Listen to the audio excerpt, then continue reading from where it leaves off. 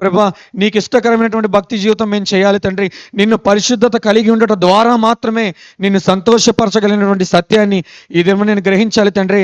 అయ్యా గడ్డి వలె, కొయ్యకాలు వలె, మట్టి వలె నాయన అయ్యా పైపైనటువంటి వేషధారణ, పైపైనటువంటి భక్తి జీవితం కాదయ్యా. అయ్యా ఒకనొక సమయం వస్తుందయ్యా, అగ్నిలో నిలిచిన వ్యక్తిదే మా ప్రభా జీవ కిరీటం అని చెప్పావు తండ్రి. అగ్నిలో నిలిచేటువంటి ఆ వజ్రం వలె, అగ్నిలో నిలిచేటువంటి ప్రభా బంగారం వలె మేము ఉండుటకు, శుద్ధ సువర్ణం వలె మేము బయటకు వచ్చేటకు సహాయం చేయండి అయ్యా. పైపైన ఉండేటువంటి జీవితం కాదయ్యా, పైపైన ఉండేటువంటి రూపం కాదయ్యా, మా అంతరంగాన్ని కోరుకుంటున్నావు తండ్రి. మా అంతరంగాన్ని నాయన శ్రేష్టమైనటువంటి